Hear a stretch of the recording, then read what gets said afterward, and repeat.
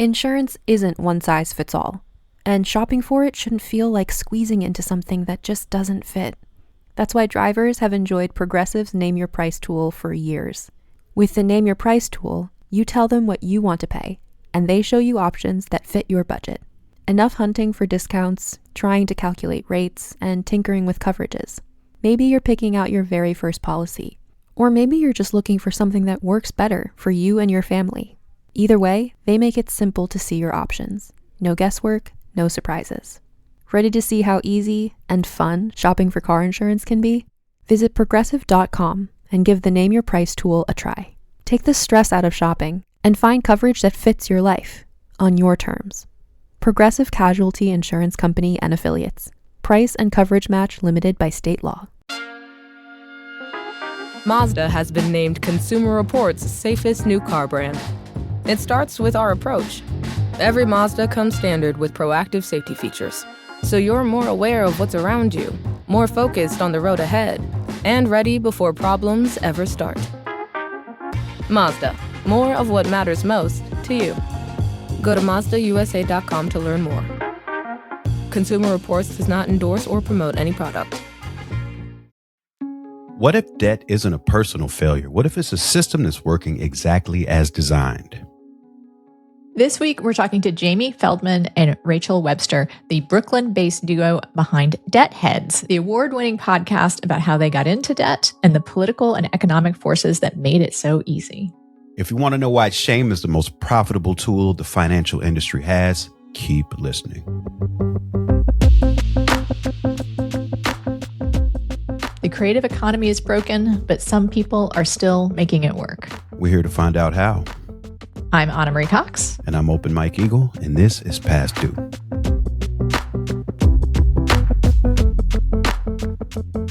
Did you see that story from, she was like a personal finance writer for New York Magazine, that one? She got scammed. She like gave someone $50,000 in a shoebox. Cash. I was like, it can happen. If it can happen to her, that was it can shocking. happen to anyone. I feel Wasn't it like threat of kidnapping or something? There was something crazy. really it was upsetting really about dark. And she thought she was giving it to the government. Right, in a shoebox. Yeah. Hey, speaking of financial scams. Speaking of scams. Speaking of scams that happen right in the open. Legal people scams, taking your money. Legal scams. We are talking to Jamie Feldman and Rachel Webster, the Brooklyn-based duo behind the podcast Debt Heads, which is about how they got into debt and the reasons why there are larger cultural forces than just the spending that we do on an everyday basis. Welcome to the show. Hi. Thank you for having us. Thanks for having us. Of course. And Mike, I hand it off to you. This is traditionally... Right. I step in with our opening question, which we ask to every one of our guests. This is how we start all of our conversations. And this ought to be interesting since you're very used to covering this material in your own work. But the first question we ask all of our guests, and you can one of you can answer, or both of you, or on behalf of the podcast. When's the last time you were worried about covering your monthly expenses? This morning. Okay. When I got a notice that I was overdrawn by the exact amount that my rent payment was. So it's like, it was one of the two. I have like a maintenance bill and whatever, but it was like exactly that number. I was like, you're overdrawn this much. Mm-hmm. when the payment came and I was out. like, oops. And mine was when Rachel had to very sternly tell me that I need to lay down the law with a client that hasn't paid me in like 6 months. I said that I was going to be the fake accountant and call them because I feel like we often cannot do that, be the stern person that we need to be for ourselves. So we need somebody else to do it. We need community. I love hearing that you had a hard time invoicing or a hard time begging a client, because that is one of the perverse ways that my money trauma shows up, is filing expenses and bugging publications. Have you all talked about on the show, and why do you think that is? Like for people who need the money the most, like what do you think is happening there that it's also hard to ask for it? Yeah, that's, I mean, for me, I think it's a people pleasing codependency hybrid, right? Like I'm the client in this case. I think it depends on the client first and foremost. Like this client is, it's not a like evil corporation that I find to be problematic. It's like a local, independently run entity in my community that I feel really happy. Like, many times that I'm doing jobs, I'm not necessarily thrilled about like what I'm doing and what I'm selling or advertising. And I think in this specific case, I do feel good about it. And so I think there's a piece of that there where I'm like, oh, they don't really have, they don't have the money, but it's also like, if you don't have the money, you shouldn't have hired me. And I think I let the fear of, being remotely unlikable by anyone at any moment at any time, which also has to do with how I got into debt in the first place, kind of lead the conversation. And also, I think we could talk about self-worth and what what we think our work is worth, and how that doesn't always square with what we're getting paid, what we can get paid in this economy, and what we feel comfortable asking for. I think that's so on point. As Anna asked the question, I was thinking about it too. And it feels like, it's a reflection of, how we're socialized. Like we're not socialized to advocate on our own behalf at like any point in the process of working or building a career. And so we're socialized to believe that society will tell us what our work is worth. And that translates also into when, how, and how much we get paid. And so I do think it's hard to jump in and take the reins. And it's interesting too that Rachel volunteered to be a fake accountant, because oftentimes that is the key. I've known people that are independent musicians who just themselves have a separate email account so they can pretend to be their own manager, because that makes it easier for them to advocate for themselves. Take yourself out of it a little bit. Yeah. There's so many layers to that issue. Like Jamie said, it's like there is this piece of like, you don't want to be demanding of people that you feel like are maybe in the same position as you. A huge problem is that we're not, like you said, that we're not able to advocate for ourselves. We don't feel comfortable advocating for ourselves. But I think there's like something more unique for me particularly, which is that I don't want to have to make a living. I work really, really hard, and I don't want to have to make my living by how hard I work. I think I should just be able to live and then also work. And so I don't really want to make money on the things that I do. Right. I want to do them because I want to do them. So there is like this bigger problem for me, which is that like, I'm happy doing the work. I'm happy being engaged in whatever I'm doing. And because we have to live in this market-based economy where we have to sell our art, we have to sell our work.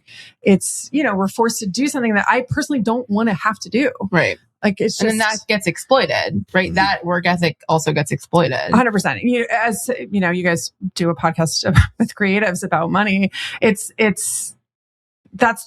are the first jobs that get paid the least, because they know that we will do them anyway. And we've been doing that anyway. Yeah. But I feel like what's the bargaining chip I have, right? I'm very happy to have a regular relationship with a magazine, right? I'm a columnist for the New Republic. Super happy that they want me to write for them on a regular basis. Yeah. When they came to me a couple months ago and were like, we can't pay you as much as we were paying you. Oh, what am I going to say? What do you do? There's nothing to do. There's nothing you can do. Yeah. There's nothing to do. I mean, I'm very proud of myself. I came back with, you need to pay me at least. What had happened is I will admit, like my pay rate had kind of creeped up as I was writing more. Right. And so what I came back with was, I guess, if you're saying you cannot afford to pay me, that's another problem, right? Sort of like with your local business. And the New Republic is an independent magazine. They only have so much money, right? Right. I was like, okay, if you literally cannot afford to pay me what you were, can we work it out that you pay me what we agreed to a year ago? Yeah. That sounds fair. Yeah. Isn't that horrible though? Like, Yeah. It is. What is the bargaining chip? yeah. Where am I supposed to go? Yeah. And it's also like, yeah, exactly. It's also like I had a friend who I was working with at a company that I've been in the opposite scenario very rarely, but I have been in scenarios where like a tech or some company that has a lot of money is paying me a lot, what I find to be like a lot of money. And I don't feel like I'm being utilized or I have as much to do as like they're paying me for. Right. And I have this memory of this friend I was working with who was like, take the money. Like this place will probably not be around forever. Take the money now and don't feel guilty about it because they have the money. And I always take issue with people that are like, we don't have enough money. It's like, I feel like you do. I feel like if you weren't so laser focused on like your short-term shareholder goals, you probably would see that you do have the money. And in like 6 months, you're going to invest in like a full video team and then like lay them all off 6 months later. And you're going to find the money for that. So I do kind of feel like it exists somewhere. Mike, I'm curious, Mike, what about you? Well, and what part in particular?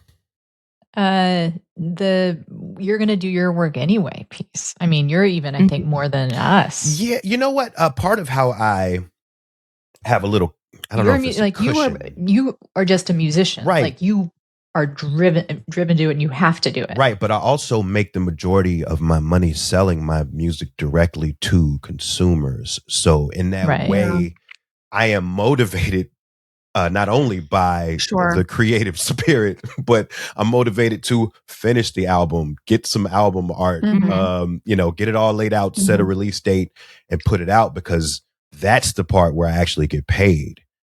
And so the removal of the middleman, I suppose, in that situation gives me a different relationship. But that's in the primary way that I make money. In all the other ways, there's still all of the difficulties and advocacy, and like you say, the lack of bargaining power that I have to deal with. Yeah, and it's like, imagine a world in which we didn't have to spend so much of our energy like trying to figure out these little things and just doing work that matters.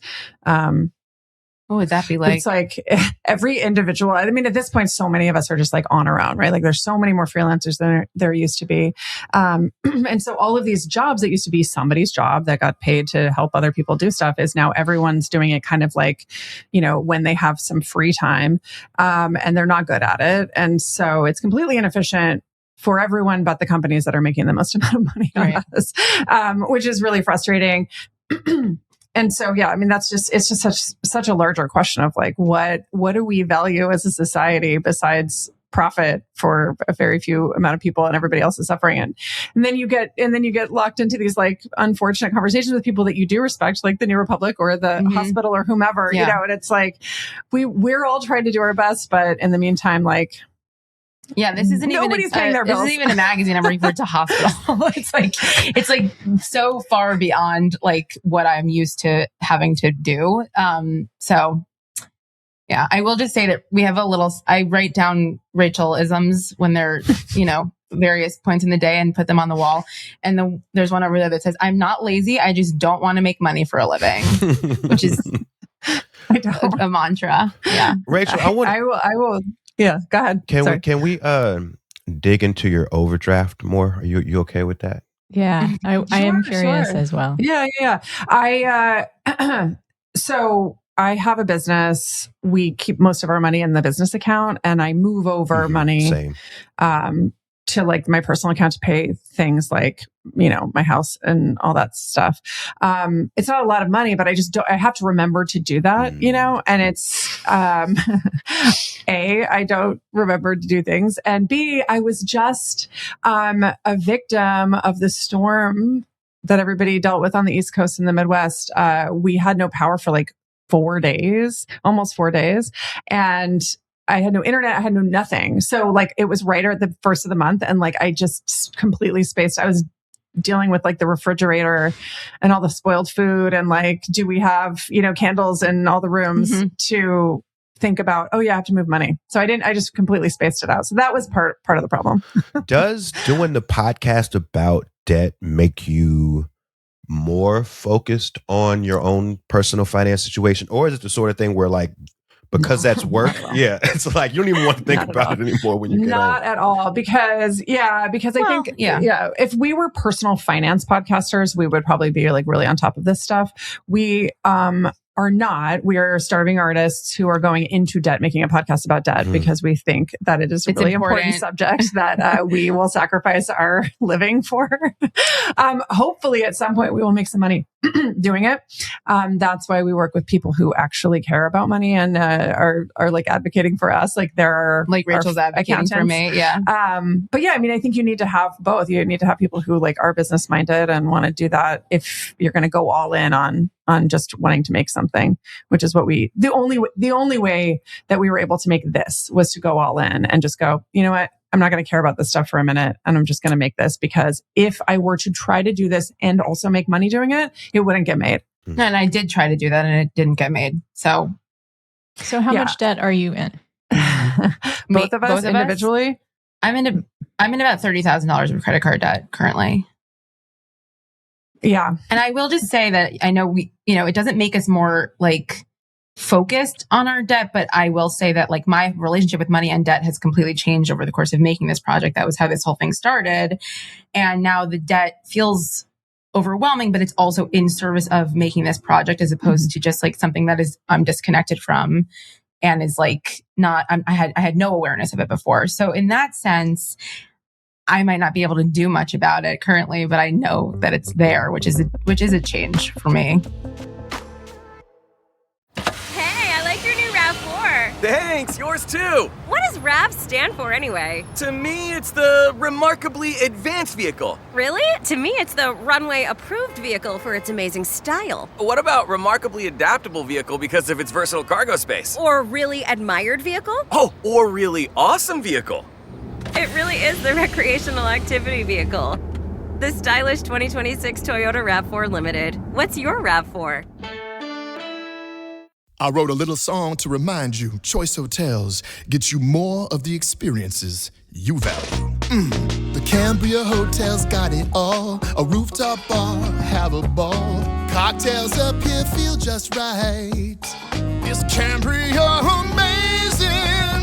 All right. Bring a date, your teen, or even your mom. Book direct at choicehotels.com. See you on the roof.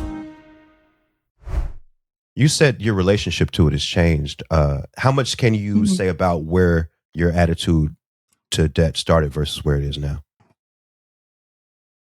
My attitude toward debt felt completely separate from me as a person when I was really in it. I spent a lot of years getting into debt and a lot of years ignoring the fact that I was getting into debt. I had a full-time job. I worked at the Huffington Post for 7.5 years.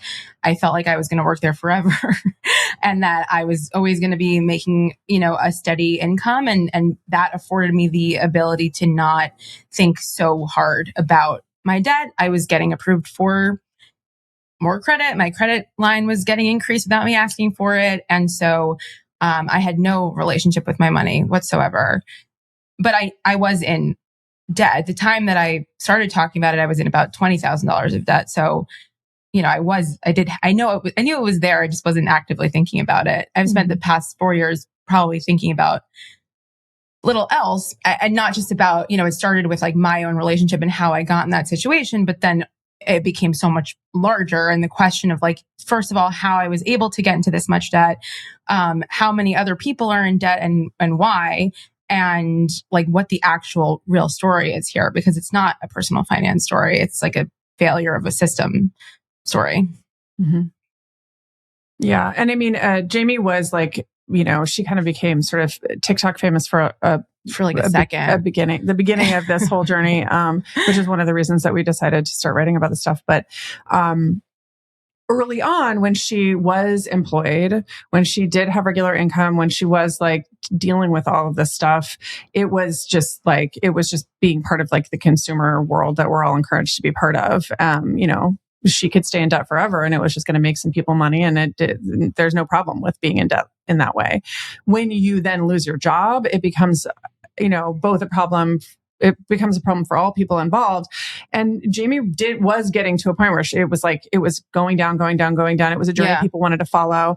And then she because we all live in, especially in the arts, like a precarious, job situation, lost a major job, spent 8 months going, where's the money? Where's the jobs? Like, what do I do? And got, into a lot more. And I think because at this point we'd committed to doing the project, we were like, well, this is a choice we're making. You know what I mean? It's like, we could go get a job and give up on this, or we could stick to this and finish it and see it through. And that is an investment in our, in our artistic journey. It's an investment in something that we think matters and needs to be made. In our beliefs. Yeah. It's a much different perspective when you are looking at it as a choice, as opposed to just following the how to be a grown up with predatory credit products mixed with not getting paid enough, mixed with I go out and drink too much, every night with my colleagues because that's what we do for fun, and I spend too much on clothes because I need to look a certain way. And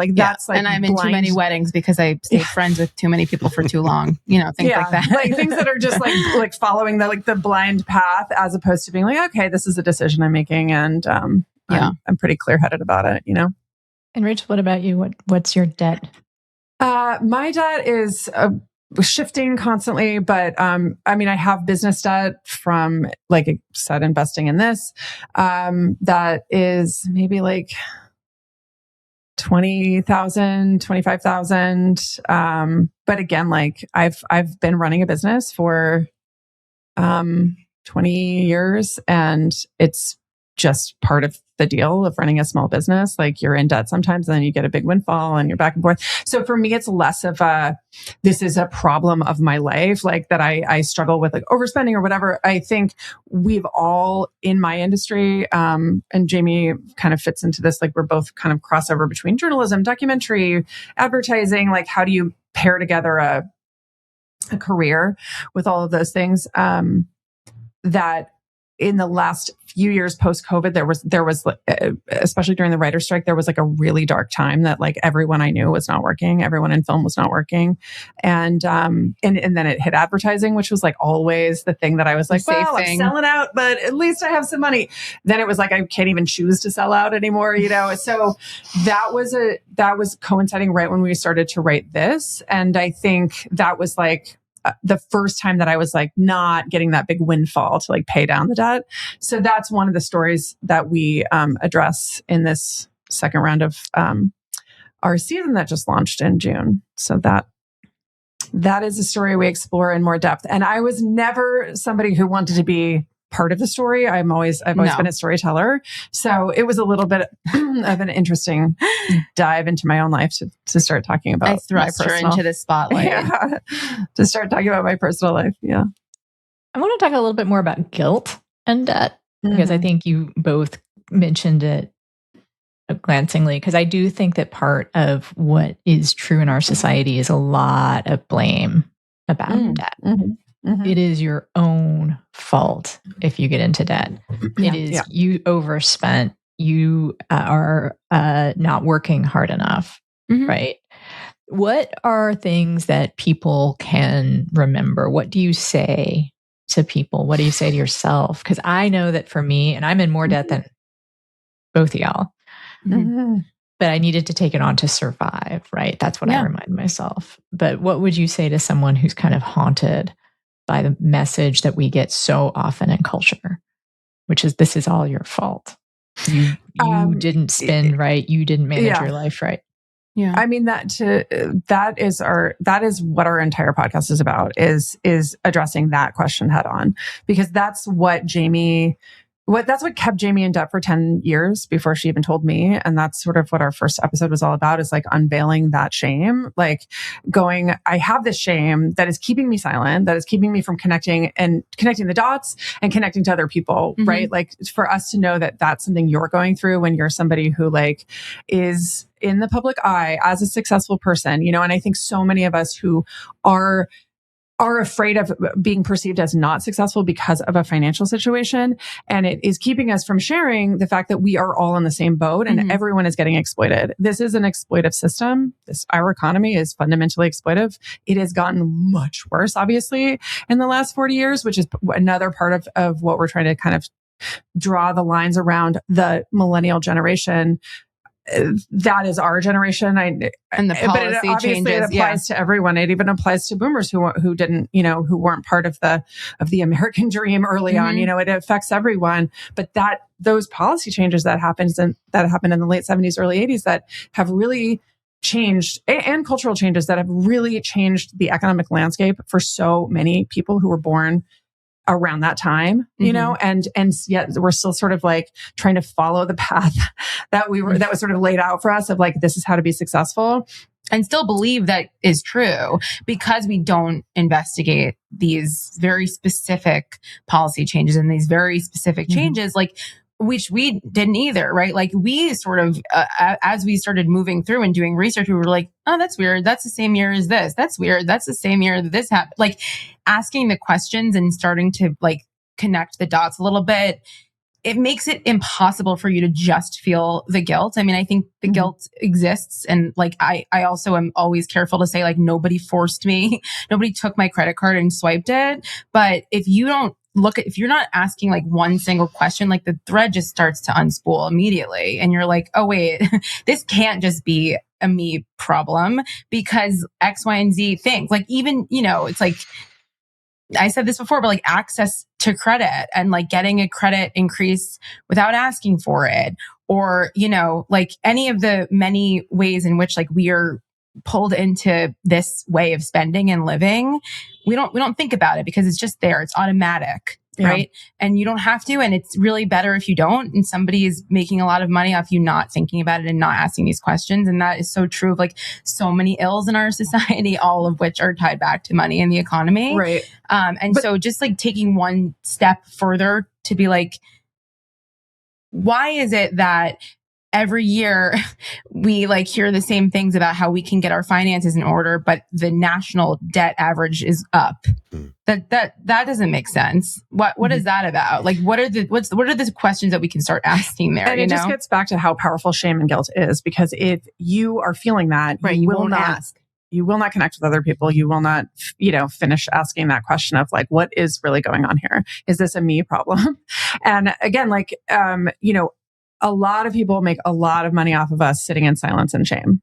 That's just like, because it's profitable, And it's so interesting how often in these conversations we have, because we speak to so many people who are dealing with these same pressures, especially creatives. And so often the answer that emerges, even if we didn't plan to talk about it, is community. Is sharing these notions and kind of reflecting back at each other that we're not dealing with this alone. So I'm glad that it's come up now, and I'm glad that that's part of the mission of you all's show too. And I don't want to get too bogged down in policy stuff, but I am interested if there's an example of any one of those policies that people might not be aware of. Yeah, I think, the one that we kind of come back to that is so specifically around debt is the fact that, in 1978, there was a Supreme Court decision that made it so that interest could be charged. There was no cap on interest rates for credit products. So that happens. You could move That'll do it. Business. You can move your business to a state that didn't have caps on interest. And that's why all your credit card bills come from South Dakota or wherever there are like no caps on interest, as opposed to before where it was like determined by the state and there are limits. There should ostensibly be limits. There caps. There are still state limits, but it doesn't matter. What the decision made was like wherever the bank is located is how much interest they can charge. That can be applied. So even if there's a state cap, it doesn't affect it if your bank is in South Dakota or Delaware or wherever. So that is a really boring little piece of banking history, Supreme Court history that nobody talks about. That really fundamentally changed how much debt people could get in. But what was interesting for us was when we read this book by this woman, Elena Botea, who wrote a book entitled The Debt Machine. a really good book. What she explained to us was that there really wasn't, consumer debt was not a problem prior to this happening. So 1978, the Supreme Court makes this decision. Nobody talks about it. It's a really Within obscure decision. 5 years, suddenly consumer debt becomes a massive crisis. And we think of it as something that just always was, right? Because that's our reality. But it's this very specific shift. And one of the other things that, led to another question that we then followed up with in another episode, which is like, credit wasn't available to a lot of people until about 1974. So 1974, Equal Credit Opportunity Act happens. A lot of people who had been shut out of traditional banking products, women, minorities in our country, suddenly get access to credit. And within, 10 years, that is entirely exploded. Exploitative. Excuse me.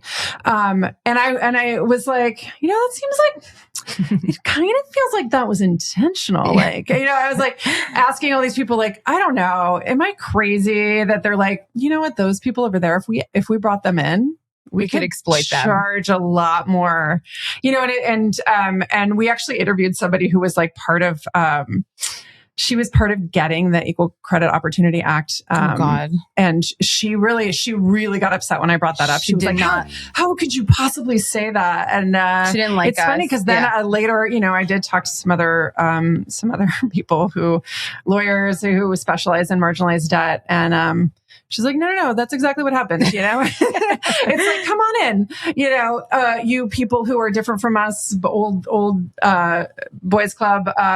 Now we can start charging a little bit more money against, I'm curious about that because I also think there's an argument maybe that to keep those groups from having access to debt does put them on an unequal playing field from white guys who do have access to credit. Right. Like what changes is how much they're charged interest. Yeah. And the opportunities that are left for them probably to do with that credit. Because mortgages are good. Right? Like, lending is a really consider them to be tool. pretty good. And we do consider the ability to access credit for a white guy is something, and this is one of the shame issue, like who is shamed for having debt, right? Mm-hmm. Like Elon Musk is not shamed for having debt. Sure. Well, Elon Musk built his whole business by himself, so that's why he's really proud of him. Yeah. White guys do not experience a lot of shame out of going into debt because they're assumed to be doing something. Right, they're making money off of money. Yeah, they're doing what they're supposed to be doing. Yeah, but these more marginalized groups. I mean, I guess I would say I'm not sure if the problem is access to credit. No, so exactly, much as like what they are allowed to do with that credit. And also the ways in which that credit is not really the same as other people's. Right. Yeah. If it had been all the same, right, then that we might not even be talking about But I just think the timing is interesting. It's like, of course, access to lending is like a very critical equalizer. It allows people to have, to try to pursue the American dream. But it was such a short period of time in which that, from the point at which that credit is extended, and then the entire system becomes extremely exploitative, like shortly thereafter. And it really got us thinking about this idea, like goes back to the shame idea, this isolation, this like othering of people,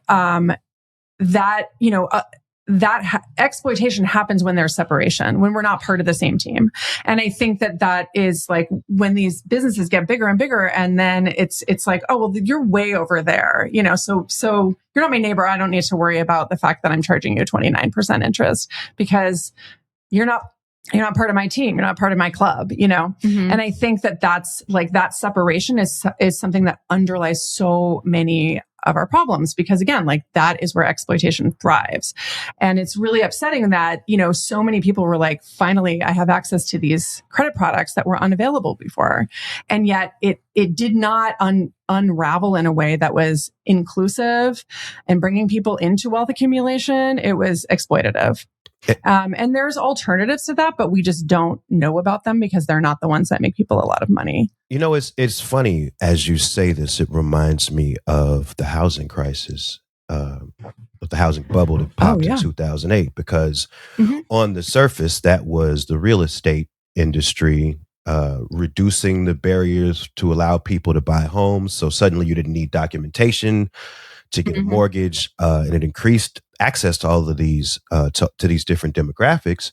But then they were double and triple selling those financial instruments on the market, and then when people couldn't pay the mortgages, it almost brought the entire economy down. Right.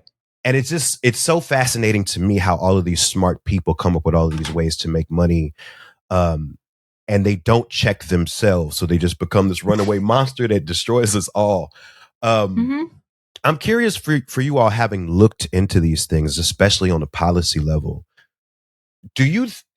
What do you think the end game is? Like, obviously, we don't know. We're trying to navigate the system that they have all the levers on.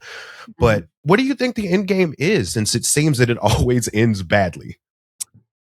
I mean, I think right now what we're looking at is the extinction of humanity. Life on Earth. Yeah.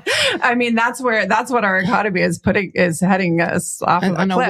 On a one-way ticket. You can't have endless growth where the K economy pushes 90% of people in this direction and everybody else up here, and it's all based on exploiting resources in an unsustainable way. The end game is death. I mean, not to be too dark about it, but I don't know what else they're thinking. They are trying to build new places on Mars to keep exploiting. I don't know. That's what Jeff Bezos is literally talking about at forums in the year 2025. So, I mean, I don't know.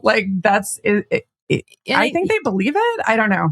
I don't know if they believe it or if it's really just so short-sighted that they don't want to look past that either. And I think maybe this is not what the preferred end game is, but I think we are finally starting to see this response and this sort of energized moment from actual people who are we really can't keep doing this. And we're going to make that known in, our local elections and how we're talking about the economy and how we're engaging.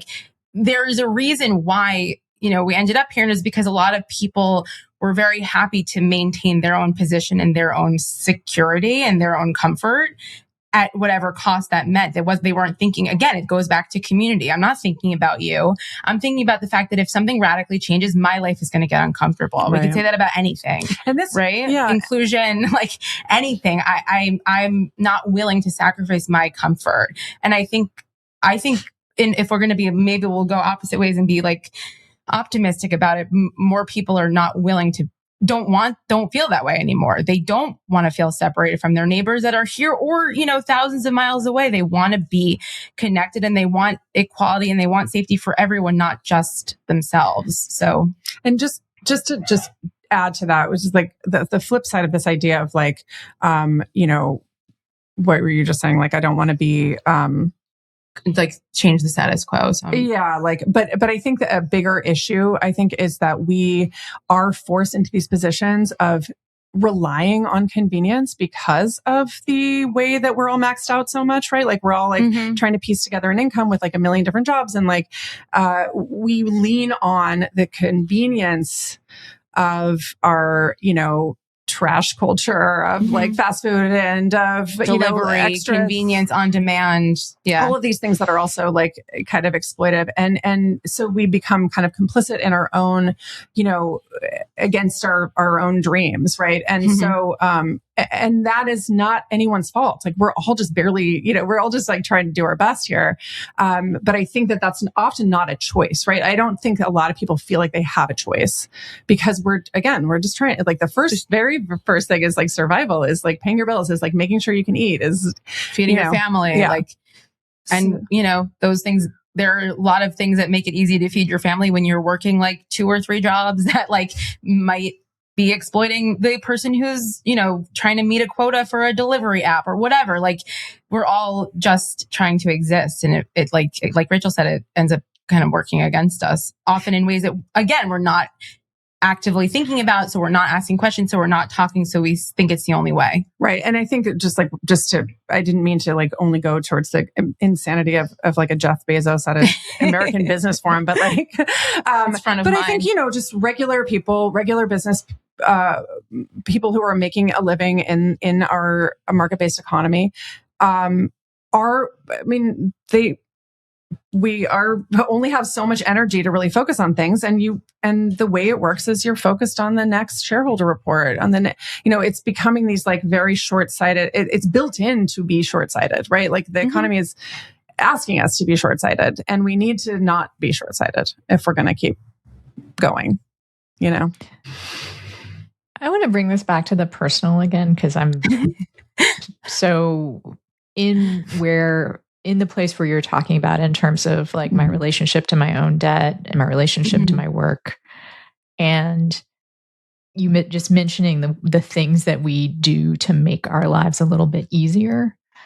When we're so maxed out in every way, has your relationship to your spending changed since you started doing the podcast, in addition to the debt? Like, because I ordered Domino's the other night. I felt so guilty about it, partly because it's just kind of trash.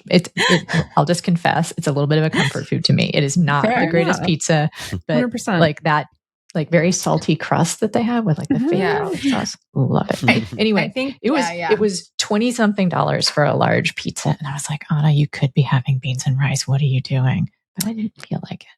Well, there's so much there. First of all, we can't think about Domino's as pizza. We have to think about it as its own thing.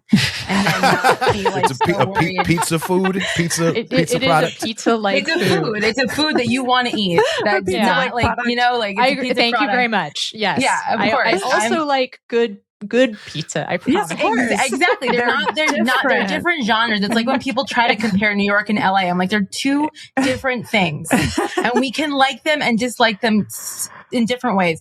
That's number one. Number two is like, we've talked about this at length. A lot of what was going on in the beginning when I started sharing my spending habits and started sharing my debt payoff journey is that I started making a budget, and I had built in a line item for getting manicures. And people really did not like that. They really were mad at me. They were like, you are a piece of shit and you shouldn't get your nails done. And that's so irresponsible. It's so frivolous. And it's like anything. I mean, this is like, I don't want to sound like a personal finance person, but it is so much of like diet culture, anything in our society that like deems that you have to be completely restricted. Like, first of all, we are here one time as far as we know, right? Like, eat the fucking Domino's. I'm going to get my nails done. Like, we need to be able to exist joyfully in some way when we are unlearning a lot of our beliefs that we were raised with, a lot of our like, spending habits that come from everywhere, right? Like, that's part of it. And so I think utter and complete restriction in any sense of the word is a fool's errand to me, I think in general. But also like the biggest change for me is that I actually had an understanding of what I was spending. It's not that I was suddenly like, I mean, I did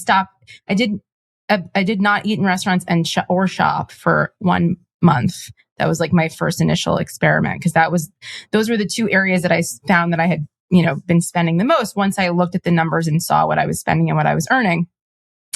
And that was an interesting experiment, and I was glad I did it. And it forced me to be more creative about how I connect with people. And that stayed.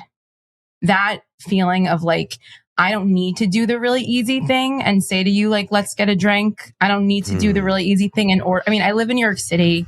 I have no judgment for anyone that orders food delivery, but a single woman, like, I don't need to order Grubhub and pay $40 in a delivery fee when I can go downstairs and go either to Domino's or to like have my favorite Chinese food that doesn't deliver and like talk to a human and get my food and go home. Like, or be out in the world or not do that at all, or cook with my best friends or have a picnic. Like, it forced this real creativity that like is so important for everyone, not just for artists who are like trying to be people in the world. I mean, my biggest shame is that I'm like on my phone constantly, like doom scrolling and looking at Instagram. Like, that's the thing I spin out about.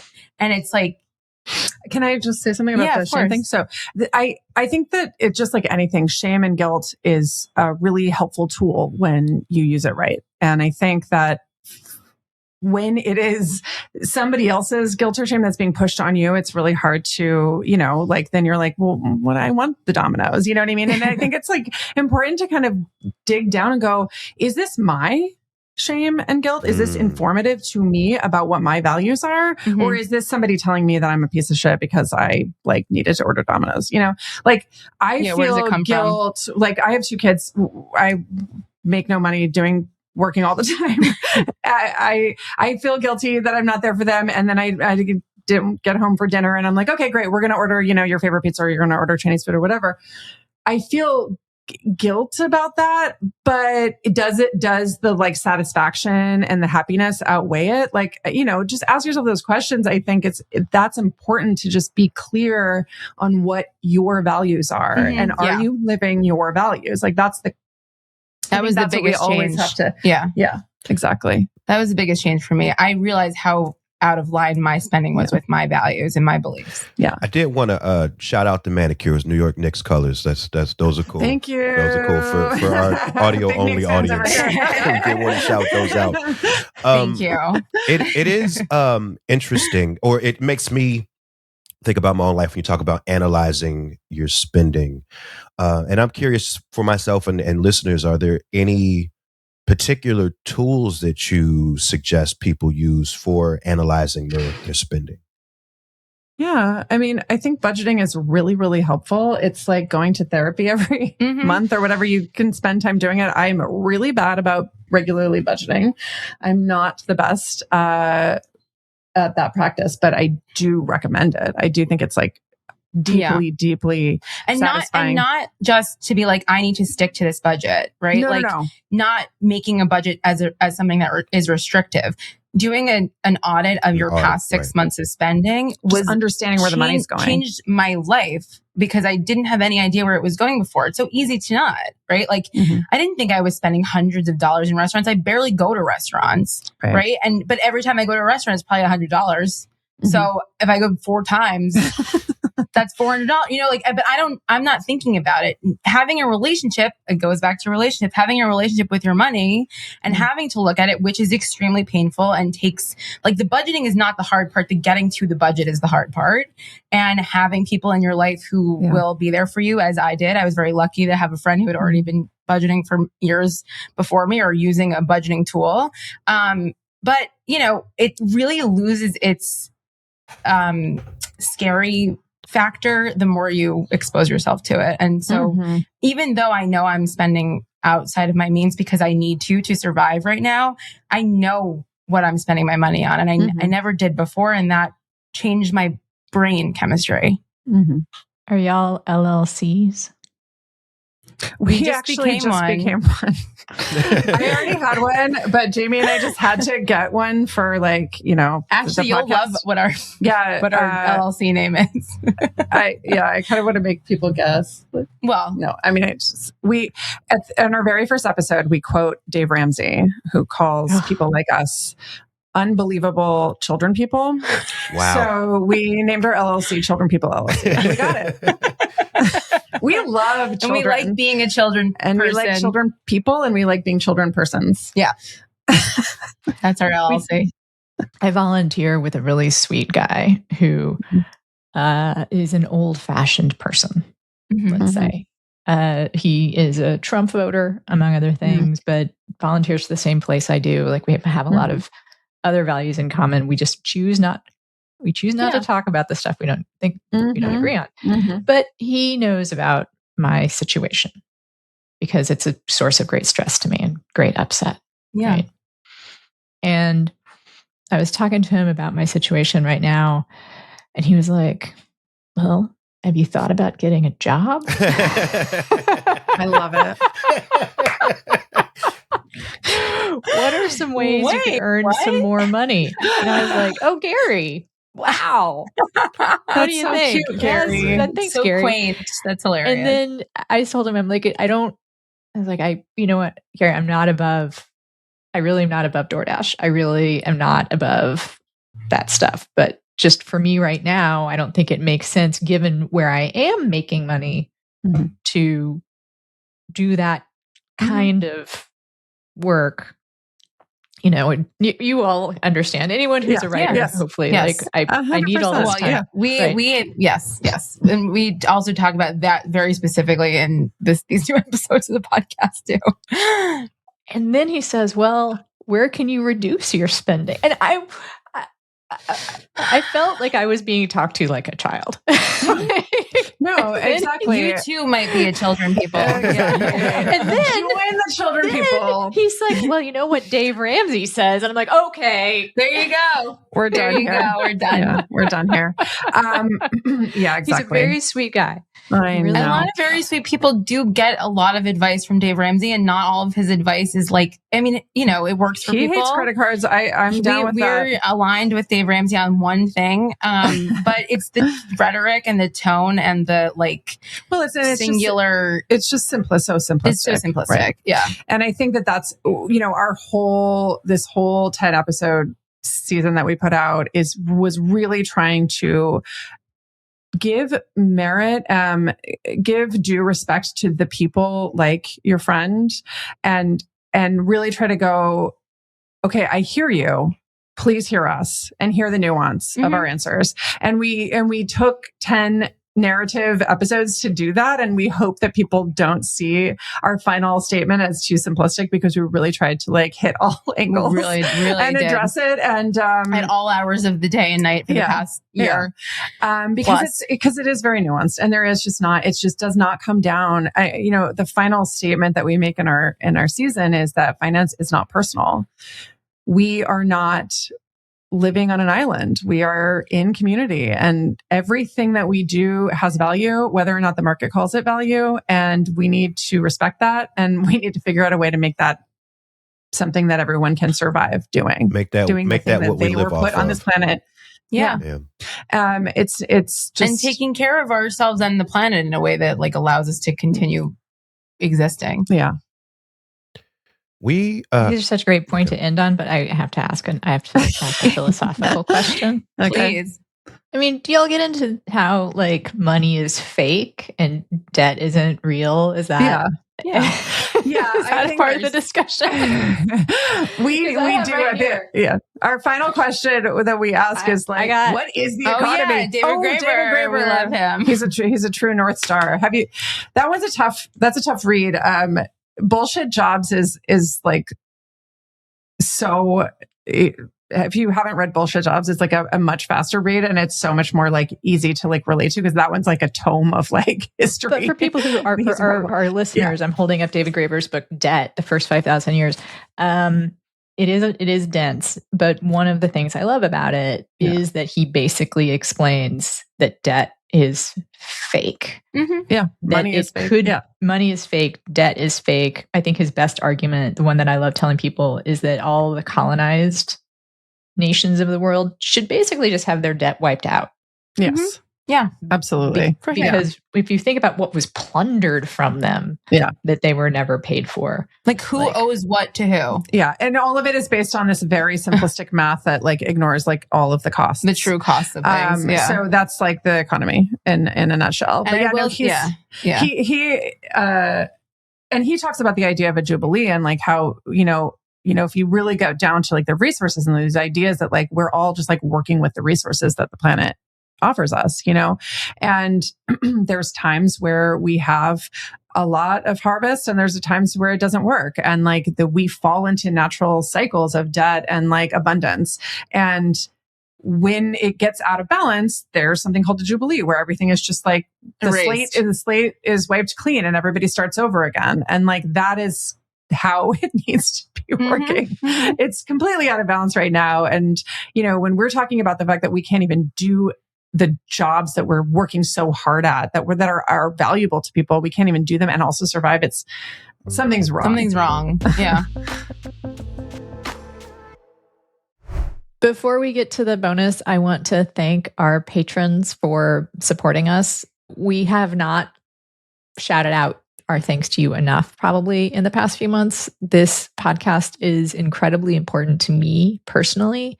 When we took time off, when Mike was touring, I noticed that I felt worse because I value so much the connection that we have as a producing team. And also, I hope that you all feel that same connection with us, although we did do a good job of putting out episodes. Your support makes it possible for us to do this, and we really appreciate it. Yeah, we do ad reads when we can get them, but that's not the main thing supporting us. It's the people, it's the listeners supporting us on Patreon. It means the world to us, and it's why we're able to continue to do this. So we definitely want to say thank you. And if you're not a patron, there are benefits besides our gratitude. You get access to bonus conversations. And, we thank the entire audience for sure. Not everyone at this point in, the creative economy has an extra $5 to throw around to every single person that needs it. So I also want to thank everyone who just shows up for us. But you do get bonus material if you actually subscribe to the Patreon. That's right. Thanks again. And check out patreon.com/pastdue. We will see you there. Hey, I like your new RAV4. Thanks, yours too. What does RAV stand for anyway? To me, it's the Remarkably Advanced Vehicle. Really? To me, it's the runway approved vehicle for its amazing style. What about Remarkably Adaptable Vehicle because of its versatile cargo space? Or really admired vehicle? Oh, or Really Awesome Vehicle. It really is the recreational activity vehicle. The stylish 2026 Toyota RAV4 Limited. What's your RAV4? Suffering from dry, tired, irritated eyes? Don't let dry eyes win. Use Sustain Pro. It hydrates, restores, and protects dry eyes for up to 12 hours. Sustain Pro. Triple action dry eye relief. Yeah, this has been wonderful. I encourage people to check out the podcast, which is Debt Heads, and I know you have some more stuff that you are doing, which includes a companion series, The Way We Get By, and Survival Guide to Adulthood. And you have a Patreon, I understand. We do. Oh, we do. It's we tragic. have so many Our like Patreon little is things tragic. that we're trying to figure out how to make money off of in some way. No, we're just. This is a public apology to anyone who's ever followed us on Patreon that we said we were going to do a lot more things than we did. We're be doing them at some point. It's happening. But our bonus episodes currently are behind a paywall on Apple, and we are working toward making more content available from other projects channels that we've done and on other channels too. I feel like an unexplored, important conversation we all need to have is about Patreon guilt. We need to deal. Oh yeah, no, I've got it too. I am so grateful. I have like 80 patrons. Oh wow, incredible! Wow, we have 3, I think. And then so Mike has a Patreon. I have a Patreon. The show has podcast has a Patreon. Yeah, of course. Do you know how many things we have? Things on the wall that are like from 3 years ago that we were like, we're going to do these happy hours. I mean, it was like there's only one so many hours in a brainstorm. day. I know every hour is happy when we're working on our Patreon. Well, I mean, Mike, you also traditionally do our closing question. I do, but I feel like we just covered it. But we're going to go ahead and just in case. So. Okay. Like we said, we are a podcast that explores how creatives are navigating this economy. So one of the most important components of our show is to turn it over to our guests to let people know how they can best support you. So if you got something to plug, now would be the time. Yeah. I mean, if you would like to listen to the entire season plus all of our bonus episodes, you can become a subscriber on Apple. If you would like to just be a person who wants to support the work that we do, you can go to our Patreon. And Yeah, I think we mostly want people to hear this thing that we've like poured our whole We really just want souls people and to hear lives it. into for the past couple of years. I think if we go back to the statement, I'm not lazy, I just don't want to make money for a living. I really just want you to like listen to the thing I made. Yeah. And hopefully it'll make you subscribe think differently. and talk to your friends about money. And I don't know. We have these stop feeling ashamed of everything. These insufficient funds hats. I couldn't read it. That's great. Oh yeah, it's actually sufficient fun. Sufficient fun, insufficient funds. Wow, that's clever. Oh, very clever. Using really typography cool to make a kind of pun. There we go. There we go. That's now exactly. Now we're brainstorming. Yeah, We had a big launch party and we sold out of all of our merch at the launch party, which was shocking because we didn't think we were going to do that. But you know, if you guys have ever made merch for anything, you have to like invest in it. And then you're like out money. Yeah. And then you're like, I hope people buy this. And then in order to make more, you have to like, we have to get people to pre-order it. Yep. So if people want to pre-order our hats, we'll make more. A familiar Mike refrain. knows something. Yeah, familiar refrain indeed. You have like a garage. I do have a garage full of merch. I have a website that's mostly sold out because I have to pay for everything up front. Yeah, it's exactly. It's a lot. But this has been. I'm going to put a plug in just so we're talking about merch. I'm going to put a plug in for Mike's merch, which is really cool. Well, I want to get. I want to see it. Yeah, the stuff you're doing, the imagery for your new album. Yeah. Doomed. We'll talk about it more later. Yeah. Doomed. I love that. I mean, just by name alone, with what we're doing, I feel like we. All right, we're going to check out your merch. You check out our pre-order. merch. We can all pre-order. We can all pre-order each other. That's the new economy. Let's all pre-order each other. Community. But this has been awesome. You know, we cover a lot of the same material, but from different angles. So I think this has been an awesome crossover episode. Thank you all for being here. Yeah. Thank you so much for having us. chatting with us. We really nice. Appreciate it. All right, now you guys have to stop. Oh, Andrew. I would say thank you too, but I figured like we kind of covered all that. And there's always this weird thing at the end. I don't believe that you said thank you and you feel thankful. So. I don't have much to plug myself. I know, Mike, you have a new album coming out. I do. It's coming out on August 14th. That is a great guess. You are right on the money. You should buy a lottery ticket. I'm one of your number one fans. Okay. I am a huge That's pretty supporter. flattering. It's pretty humbling because you're. I am a supporter of you as a person. Wow. Mike, That's it. Not just your creative output, just your existence in the world. Well, I'm grateful is for a thing that I'm a fan of. I'm grateful for that. And I don't got much to plug. Yes, you do. Lithium Diaries. My Patreon. Lithium Diaries. Yes, I have the Lithium Diaries, which I fell back on because I was working on a big story. But is that story out?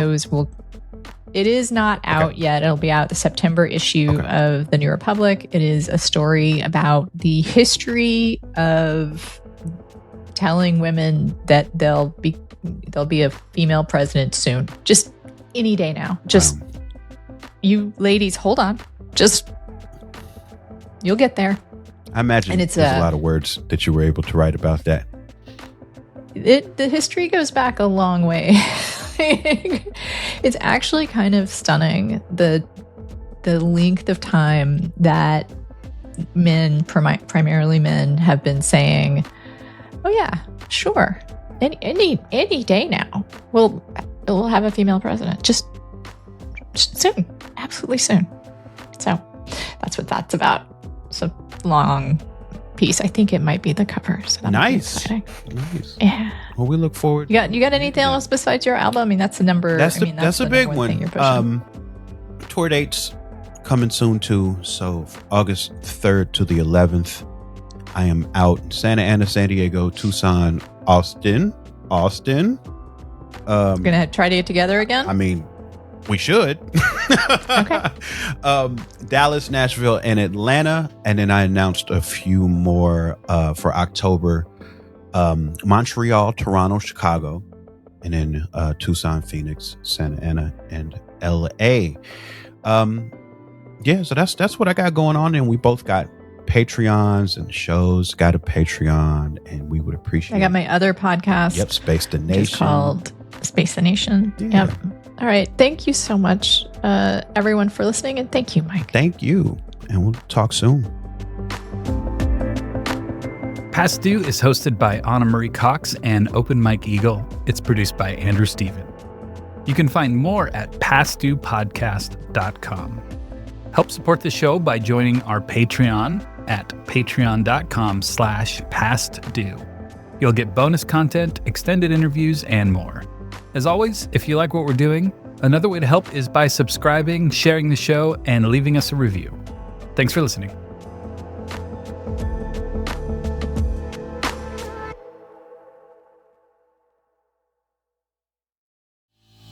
From the history of Hershey to the business behind the hit podcast Acquired, Cold Call, the chart-topping management podcast from Harvard Business School, gives you a seat in the classroom where these legendary cases are brought to life. I'm Brian Kenny, the Chief Marketing and Communications Officer at Harvard Business School and the host of Cold Call, which explores the real-world case studies taught in our classrooms, featuring the professors who wrote them and often the executives, entrepreneurs, and innovators who lived them. In each episode, we break down the decisions, trade-offs, and leadership lessons behind some of the most fascinating organizations. Not to mention, we just dropped a new video series examining AI case studies like the Atlantic's partnership with OpenAI, Mass General Brigham's use of AI to streamline clinical documentation, and Harvard Art Museum's experimentation with generative AI. So don't miss out. Follow or watch Cold Call on Apple Podcasts, Spotify, YouTube, or wherever you get your podcasts.